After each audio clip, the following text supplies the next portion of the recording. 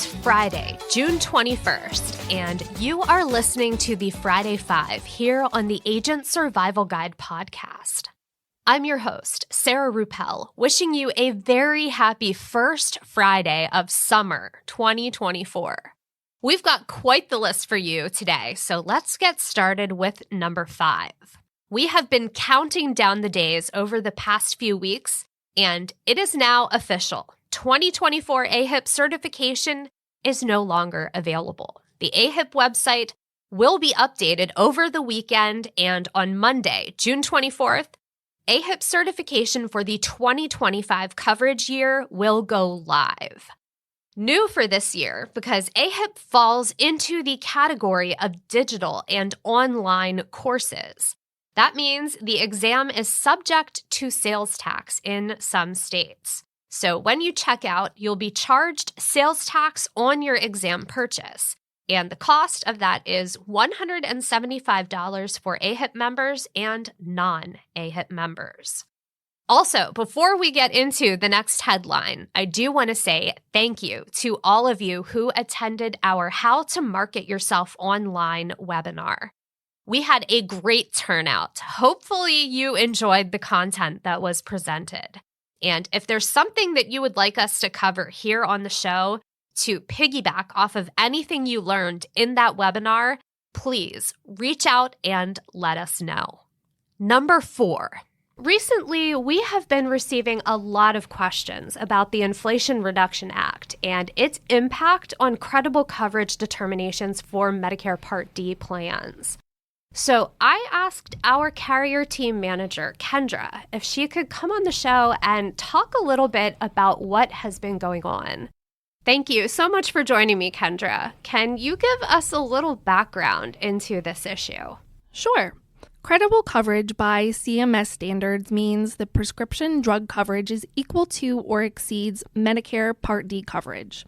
In the Inflation Reduction Act, the Part D benefit changes will increase the actuarial value of the Part D benefit in 2025 to the point where group health plans that have met Part D coverage requirements in previous years may no longer meet those requirements and would be imposed a penalty if they were to ever enroll in a Medicare Advantage or prescription drug plan in the future. This applies to both active employee plans and retiree plans that cover eligible individuals. Okay, so employers may not be required to offer credible coverage, but there are real-world implications for individuals who don't have credible coverage, correct? Yes, correct. Group health plans are not required to offer coverage that's credible. However, if they provide prescription drug coverage to individuals who are eligible for Medicare Part D, they must inform them and CMS whether or not their coverage is credible on an annual basis. In cases where the coverage is not credible, a penalty called the late enrollment penalty will be imposed that will be added to the monthly Part D premium. The cost of the late enrollment penalty depends on how long the individual went without Part D or credible coverage upon becoming Medicare eligible, and is generally a penalty you'll have to pay for as long as you have Medicare coverage.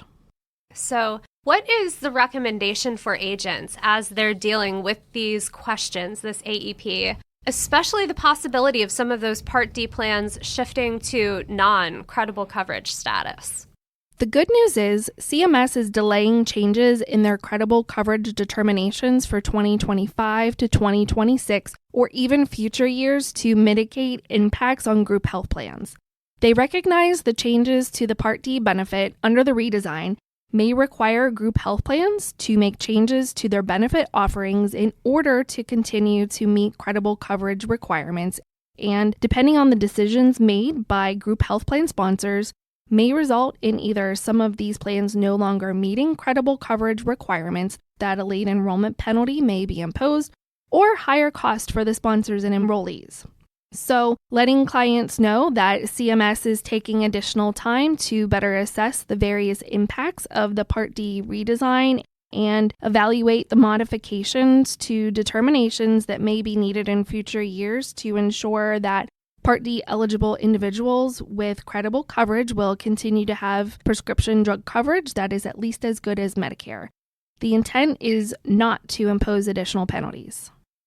Okay, so it sounds like there's a little bit of good news, at least with the decision on this being delayed a little bit further. But if agents still have questions, who can they reach out to get the answers to those questions? They can reach out to their sales specialists. This is all being reevaluated. There's no changes to the determinations going into 2025, so it should be business as usual for agents this year, but definitely something to keep on the radar and in consideration for future years. Right. Well, we definitely want to keep our eye on that. Thank you so much, Kendra, for coming in. We really appreciate you offering your insight on this. Thank you. Thank you for having me. Happy to be here. Number 3. Recently, the Consumer Financial Protection Bureau introduced a proposal to ban medical debt from being added to any credit reports. Currently, there's an exception to the Fair and Accurate Credit Transactions Act that the CFPB says has resulted in weaponized credit reporting. CFPB Director Rohit Chopra commented, quote, "Medical bills on credit reports too often are inaccurate and have little to no predictive value when it comes to repaying other loans," end quote. In addition to prohibiting medical debt from the credit eligibility equation, the rule would forbid credit reporting companies from even including information about medical debt on the reports they send to potential creditors. Also mentioned in the CFPB release, the rule would ban medical device repossession. Currently, medical devices like prosthetic limbs or wheelchairs can be repossessed when a patient is unable to repay their loan. Medical debt would still be able to be used to determine eligibility for disability income and related benefits. 3 of the top consumer credit reporting companies have already made headways to erasing medical debt from their reports. Equifax, Experian, and TransUnion stopped including paid medical debt in their credit reports as of July 2022. In 2023, the same 3 companies stopped reporting medical debt under $500 to consumer credit reports. Special thanks to Tina for sending over the Consumer Financial Protection Bureau announcement. Number 2, we've got an update to a story we first started talking about back in May of 2022. And considering that was over 2 years ago, I will do a quick recap. During the pandemic, telehealth restrictions were temporarily lifted to prevent an influx of patients coming into practices and hospitals. By about halfway through 2022, several major retail pharmacies, CVS and Walmart included, announced that they would not fill or would delay filling prescriptions for Adderall and other similar controlled substances prescribed and sent in by telehealth providers like Cerebral. Specifically, as we mentioned in a previous episode, they were seeing too many prescriptions for Adderall and similar stimulants. The concern had to do with both the influx of prescriptions for these drugs, which are classified as controlled substances, and that these drugs were being prescribed via telehealth sessions that experts couldn't guarantee were long enough or in-depth enough to properly diagnose something as complex as adult hyperactivity deficit disorder. Cerebral Telehealth themselves stopped prescribing drugs to treat ADHD beginning on Monday, May 9th, 2022.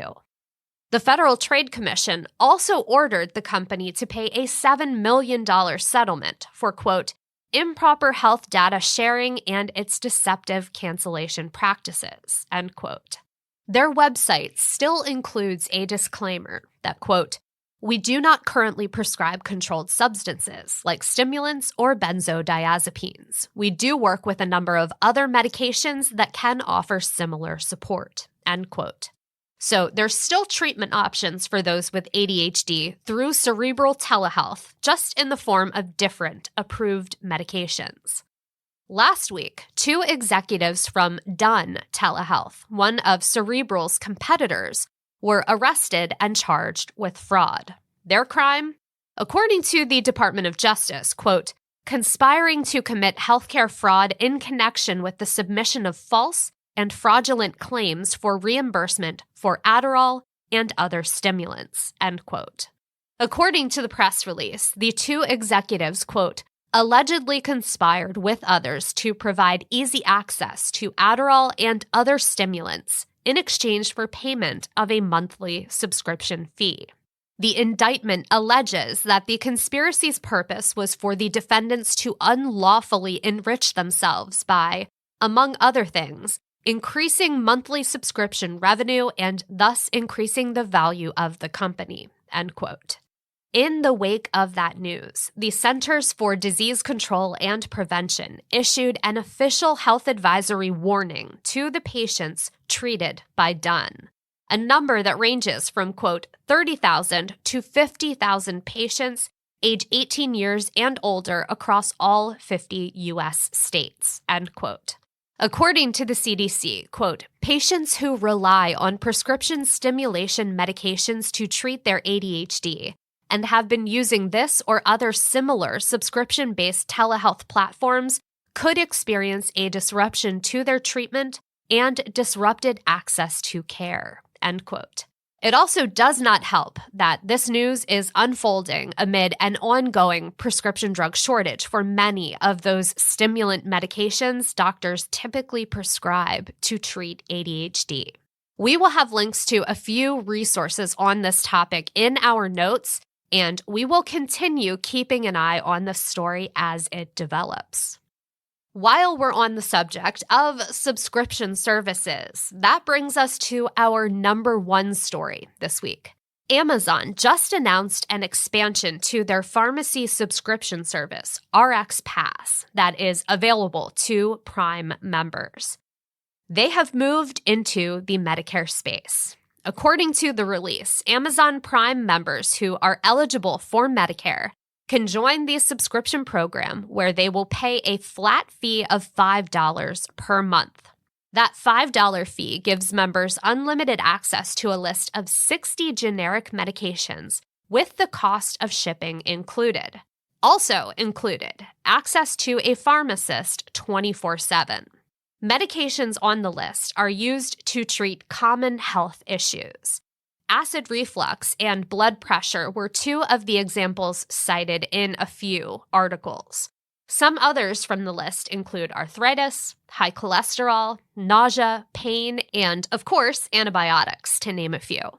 According to Amazon claims, the average Prime member saves 47% on medications through the RxPass program. Couple of things that I do want to make note of here, and we'll start off with the obvious to us in the industry, but it might not be as obvious to those who are not in the insurance industry. And that is that RxPass is not an insurance program. Amazon is very clear about that if you scroll to the bottom of the page. People can certainly use this service in conjunction with Medicare Part D benefits if they so choose, but there are some important things they will want to know. If you have clients ask about the RxPass program, whether they're in Medicare or they hold under 65 coverage, make sure they understand that this is a limited selection of prescription drugs. It does not cover everything.